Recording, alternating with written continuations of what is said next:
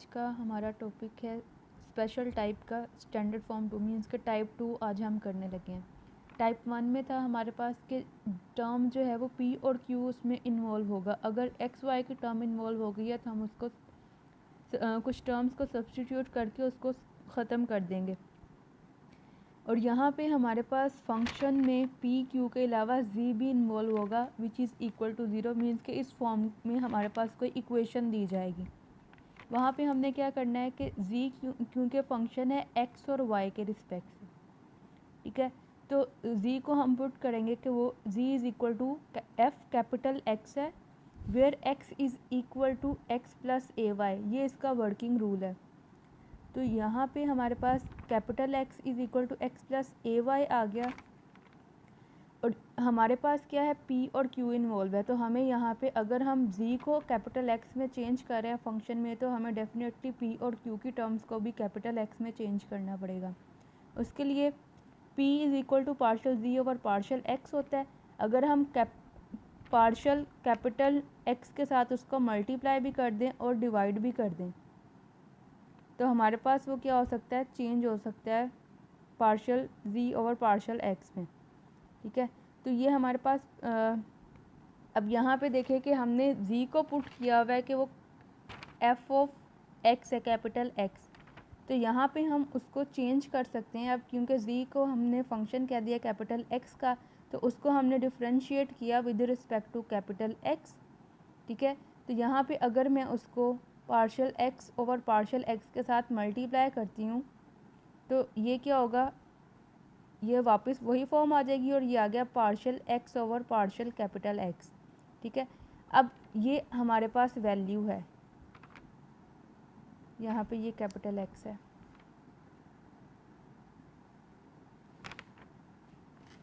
तो यहाँ पे हमारे पास कैपिटल x को इसको हम डिफरेंशिएट करेंगे partially with respect to x तो हमारे पास यहाँ पे 1 आ जाएगा प्लस 0। तो हमने यहाँ पे उसकी टर्म को पुट कर दिया और उसके बाद हमारे पास ये टर्म जो है वो डेरिवेटिव में चेंज हो गई। सिमिलरली हम यहाँ पे q के साथ करेंगे। q में हमारे पास क्योंकि विद रिस्पेक्ट टू y है तो y के साथ a कांस्टेंट भी आ रहा है तो a मल्टीप्लिकेशन में आ जाएगा। अब इन टर्म्स को हम इक्वेशन 1 में पुट कर देंगे कि सारी की सारी हमारे पास कैपिटल x की फॉर्म में टर्म्स आ गई, ठीक है। तो ये हमारे पास इनकी वैल्यूज़ आ गई यहाँ पे which is equal to zero. तो ये हमारे पास इसकी ऑर्डिनरी डिफरेंशियल इक्वेशन बनती है of first order, derivative first है तो ये हमारे पास first order ordinary differential equation है। अब नेक्स्ट हमने इसको सॉल्व करेंगे तो हमारे पास कंप्लीट इंटीग्रल निकल आएगा। हमें नेक्स्ट क्या चाहिए, अगर हम कंप्लीट इंटीग्रल से जनरल सोल्यूशन निकालना चाह रहे हैं तो हम a और b की वैल्यूज़ को सपोज कर लेंगे कि जिस तरह से हमने लास्ट टाइम किया था वही प्रोसीजर होगा।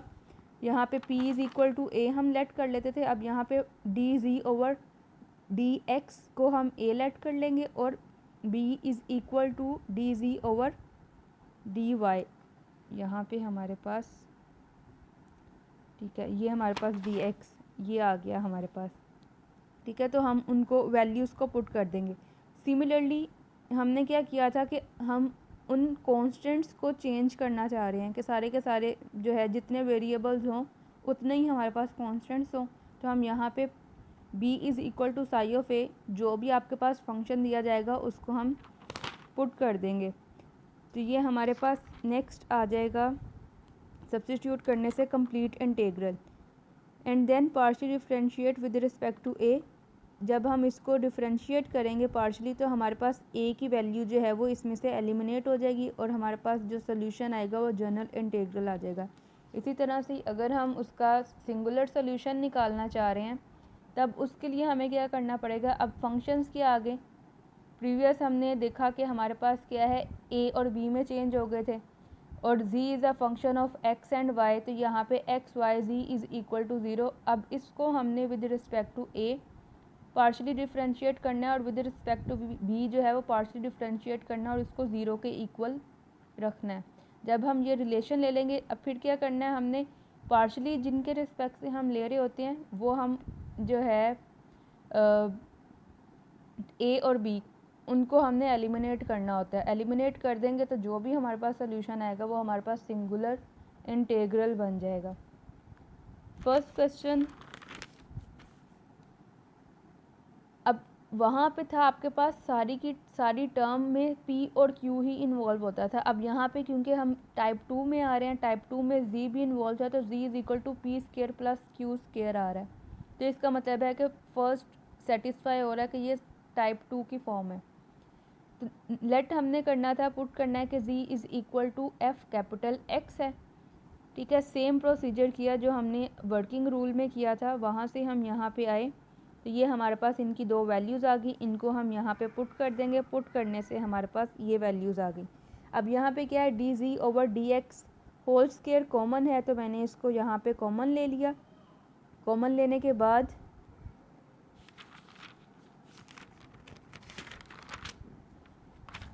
स्क्वायर था, स्क्वायर को ख़त्म किया क्योंकि हमें क्या चाहिए, इस फॉर्म में वैल्यू चाहिए।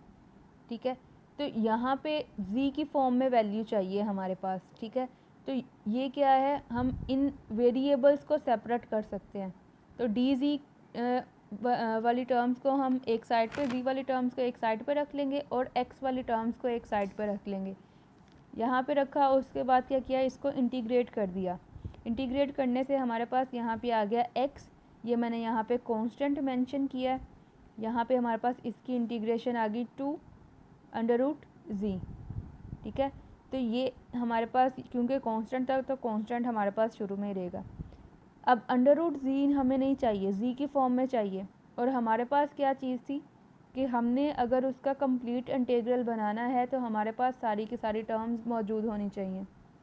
तो कैपिटल एक्स की वैल्यू इज़ इक्वल थी एक्स प्लस ए वाई के, यहाँ पे मैंने उसकी वैल्यू को मेंशन किया है, स्क्वायर ले लिया ताकि हमारे पास अंडर रूट जी जो है वो अंडर रूट ख़त्म हो जाए जी से। तो ये हमारे पास वैल्यू आ गई which is complete integral of equation 1।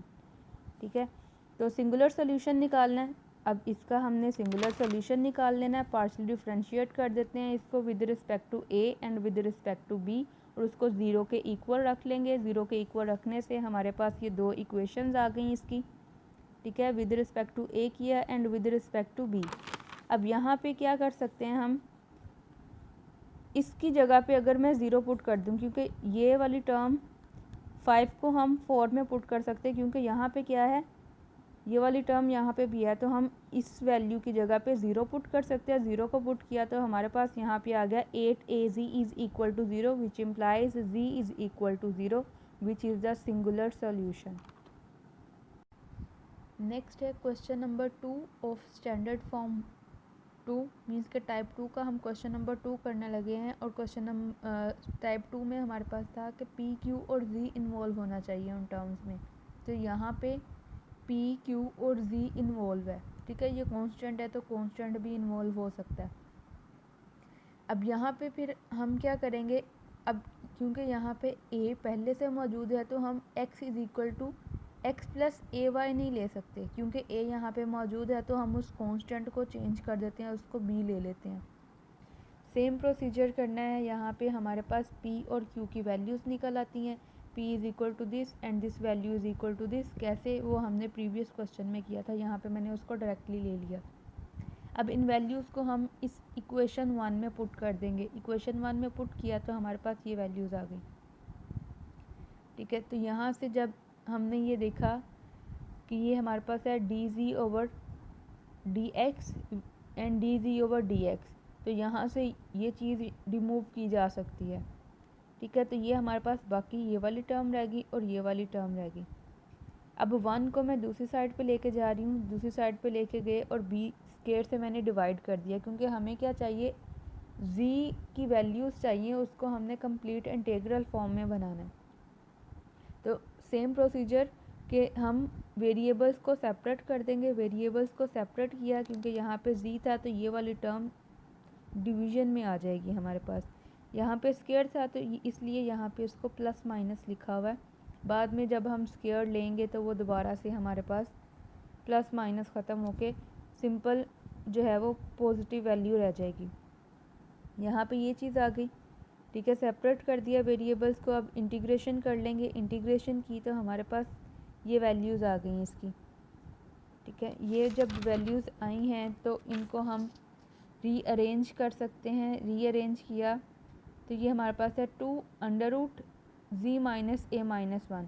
अब हमें z की फॉर्म में चाहिए, अंडर रूट नहीं चाहिए, तो हम दोनों साइड पे स्क्वायर लेंगे। स्क्वायर लेने से हमारे पास प्लस माइनस ख़त्म, ये वाली वैल्यू आ गई विच इज़ द कंप्लीट इंटीग्रल। अस्सलाम वालेकुम। आज हम टाइप 3 करने लगे हैं, special type of first order partial differential equation की। अब इसमें और जो बाकी दो थी उसमें ये डिफरेंस है कि इसमें हमने दो फंक्शंस को डिवाइड करना है। मींस के x और p वाले टर्म्स को कंबाइन करके लिखना है और y और q वाली टर्म्स को कंबाइन करके लिखना है। इसका मतलब ये है कि ये मैंने जो इक्वेशन यहाँ पे मेंशन की है, इस फॉर्म की जो इक्वेशन होगी उसको हम स्टैंडर्ड फॉर्म 3 कहेंगे या हम उसको टाइप 3 कहेंगे। इसमें z जो है वो नहीं होगा। अगर z प्रेजेंट है तो वो हमारे पास हो सकता है कि वो सेकंड टाइप बन जाए या फिर फोर्थ टाइप बन जाए। अभी हम फोर्थ पे नहीं गए, तो यहाँ से हमें देख के एक्स पी वाई और क्यू वाली टर्म्स अगर इन्वॉल्व हैं तो हम उनको कहेंगे कि ये हमारे पास टाइप 3 है।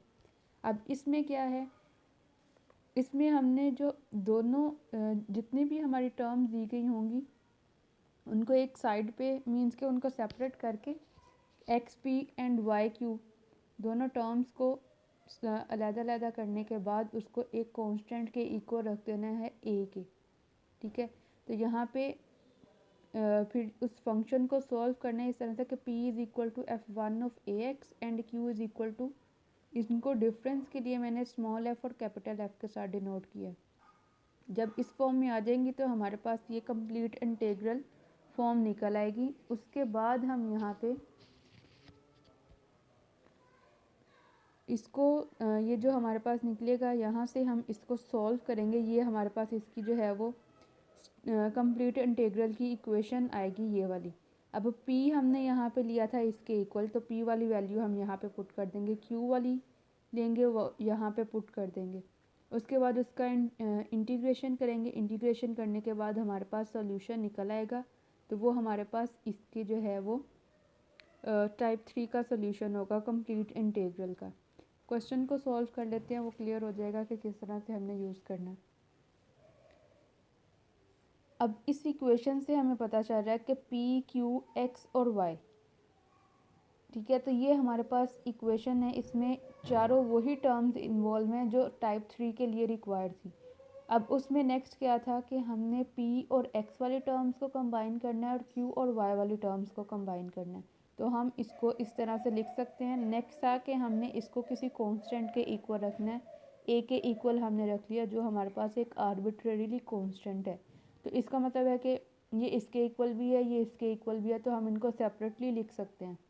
तो इससे क्या हुआ, क्योंकि हमने p का सोल्यूशन निकालना था तो p is equal to a plus x.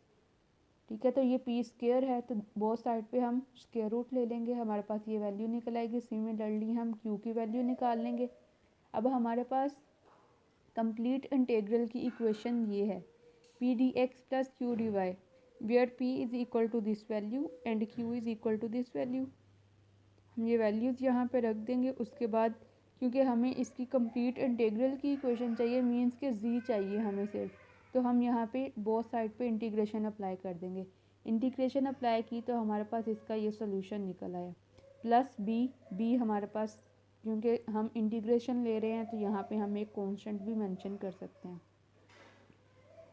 और ये एक और पॉइंट भी आप यहाँ पे मेंशन कर सकते हैं कि ये हमारे पास क्या है, दो इंडिपेंडेंट वेरिएबल हैं। तो x और y हमारे पास दो वेरिएबल्स हैं, तो उसके रिस्पेक्ट से हमारे पास दो कॉन्स्टेंट्स यहाँ पे लिख दिए गए। नेक्स्ट क्वेश्चन है सेम, लेकिन हो सकता है कि वो मल्टीप्लिकेशन की फॉर्म में हो सकता है कि वो हमारे पास सब्ट्रैक्शन की फॉर्म में दे दी जाए। डिफरेंट आपके पास वैल्यूज़ आ सकती हैं, तो ये हमारे पास मल्टीप्लिकेशन फॉर्म में है। अब हमारे पास टाइप 3 में है कि p और x वाली टर्म्स को हमने एक साथ लिखना है और q और y वाली टर्म्स को हमने एक साथ लिखना है, और उसके बाद हमने उसको किसी कांस्टेंट के इक्वल लेट कर लेना। ये प्रोसीजर किया। उसके बाद हमारे पास यहाँ पे इसकी वैल्यूज़ आ गई, p is equal to ax and q is equal to y over a। ये सॉल्यूशन है। अब ये हम उसी तरह से कंप्लीट इंटीग्रल की इक्वेशन में यूज़ कर लेंगे। यूज़ करने के बाद हमने दोबारा से इसकी इंटीग्रेशन ली। इंटीग्रेशन लेने से हमारे पास इसका ये सोल्यूशन निकला है। यहाँ पे क्या है, a एक आर्बिट्रेरी कांस्टेंट है, तो x के रिस्पेक्ट से इसकी इंटीग्रेशन की x² and y² plus b as a constant आ गया, इंटीग्रेशन कांस्टेंट। नेक्स्ट इसका क्वेश्चन है कि z p² minus q² x minus y। जी, ये हमारे पास जो क्वेश्चन है फर्स्ट और सेकंड टाइप में अगर देखते हैं तो फर्स्ट टाइप में हमारे पास था कि सिर्फ p और q इन्वॉल्व होना चाहिए, x y नहीं होना चाहिए। सेकंड में था हमारे पास z p q होना चाहिए, x और y जो है वो कैपिटल x के लिहाज से हम उसको लेट कर लेते होते थे। इसका मतलब है कि फर्स्ट और सेकंड टाइप तो नहीं है, तो हम थर्ड टाइप अभी कर रहे हैं, तो थर्ड टाइप वाला सोल्यूशन लगा के देखते हैं क्या ये हमारे पास इस फॉर्म में आ सकती है। क्योंकि z हमारे पास मौजूद नहीं होना चाहिए, तो हम z को यहाँ पे स्किप करेंगे। तो हमारे पास यहाँ पे z p² minus q² is equal to x minus y. उसको अब हम यहाँ पे ले लेते हैं, लिख सकते हैं इस तरह से, p किसके इक्वल है, partial z over partial x के। ठीक है, तो हम यहाँ पे उस टर्म को यूज़ कर रहे हैं, यहाँ पे भी यूज़ कर रहे हैं, और ये स्क्वायर होल स्क्वायर लेना चाह रहे हैं, तो इसलिए मैंने यहाँ पे अंडर रूट अप्लाई किया बोथ साइड पे। अप्लाई करके सिर्फ अभी मैं लेफ़्ट साइड को सॉल्व कर रही हूँ। मैंने यहाँ पे क्या किया, under root z partial z को लेट कर लिया पार्शियल z1 के इक्वल। ठीक है, सपोज़ कि हमने यहाँ पे इसको इसके इक्वल लेट किया, उसके बाद क्या किया कि इंटीग्रेशन ले ली। इंटीग्रेशन ली तो ये हमारे पास इसकी इंटीग्रेशन आ जाती है 2/3 मीन्स के z पावर 1/2 था, तो इसकी इंटीग्रेशन z पावर 3/2 ओवर 3/2, तो ये हमारे पास 2/3 इज इक्वल टू z1 आ गया। तो यहाँ से अब हम इसको equation 1 can be written as, कि हम इसको लिख सकते हैं इस फॉर्म में, partial z1 over partial x whole square minus हमारे पास ये वैल्यू है is equal to x minus y.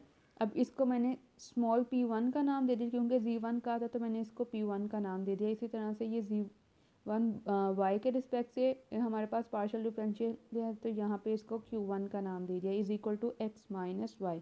तो ये हमारे पास इसकी स्टैंडर्ड फॉर्म बन गई। ठीक है, मीन्स के टाइप 3 की जो फॉर्म है वो आ गई। अब सेम सोल्यूशन है जो हमने क्वेश्चन नंबर 1 किया था।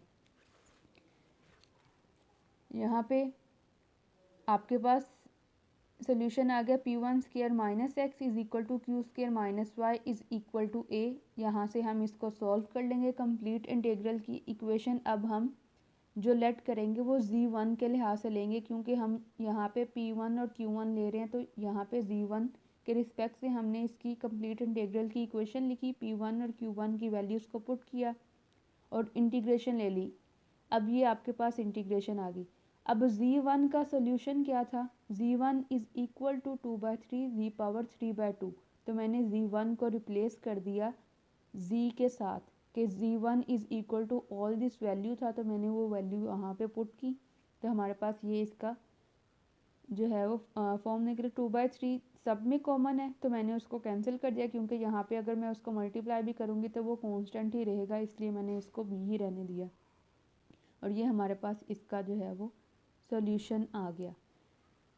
इस क्वेश्चन को आप लोग खुद कर सकते हैं, थोड़ा सा इसका मैंने हिंट दिया हुआ है, तो ये नेक्स्ट आप इसको सॉल्व कर सकते हैं सेम जिस तरह से हमने प्रीवियस किया क्वेश्चन।